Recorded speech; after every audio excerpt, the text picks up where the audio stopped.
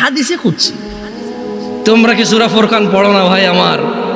ওখানে কি আল্লাহ বলে নাই ইল্লা মান তাব, অতঃপর যে তওবা করবে, ফিরে আসবে, ওয়া আমানা, ঈমান আনবে, ওয়া আমিলা আমালান সালিহা, ঈমান আনার পর কিছু ভালো কাজ কর্ম করবে, ফাউলাইকা ইউবাদদিলুল্লাহু সাইয়্যাতিহিম হাসানাত, আল্লাহ সমস্ত গুনাহকে নেকিতে পরিবর্তন করে দেবে।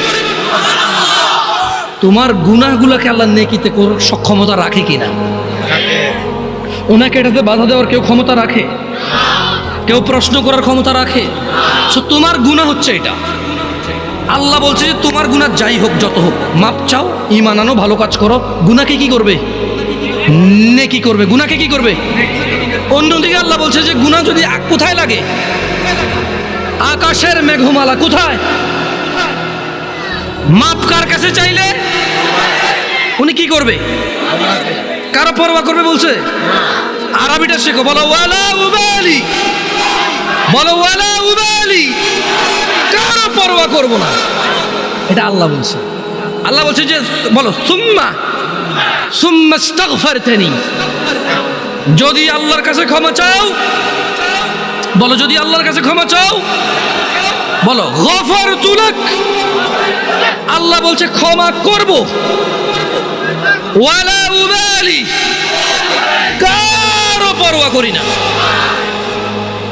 এর চেয়ে বেশি কিছু লাগবে তোমার? মরতে হবে কি হয়ে? মরতে হবে কি হয়ে? এই পৃথিবীতে হাজার অপরাধ, গুনাহ না কুফরি? নামাজ ছাড়ার অপরাধ গুনাহ না কুফরি? দিনে কয় ওয়াক্ত নামাজ ফরজ? কয় রাকাত ফরজ? এই 70 রাকাত ব্যতীত আল্লাহ নবী সাল্লাল্লাহু আলাইহি ওয়াসাল্লামের যুগে সাহাবারা কাউকে মুসলমানই মনে করতো না। বোঝো নাই? সাহাবারা বলছেন যে মানে আল্লাহ নবীর যুগে সাহাবারা সাল্লাল্লাহু আলাইহি সাল্লাম কোনো গুনাহকে কুফরি মনে করতো না, শুধু যে নামাজ ছেড়ে দিত, নামাজ ত্যাগের গুনাহকে তারা কি মনে করতো? কুফরি মনে করতো। আমি আর তোমাদের বেশি কিছু বলবো না, আমি চলে যাব। শোনো, ছেলে যত খারাপই হোক, যত অন্যায় অপরাধ করুক, শেষ পর্যন্ত বাপের সম্পদের মালিক কে? আরেকজন পৃথিবীর যত ভদ্র হোক, নম্র হোক, ও পাবে কিছু? মা তার সন্তানকে যতই মারুক, শেষ পর্যন্ত সলাদ দাগের মধ্যে, বেতের দাগের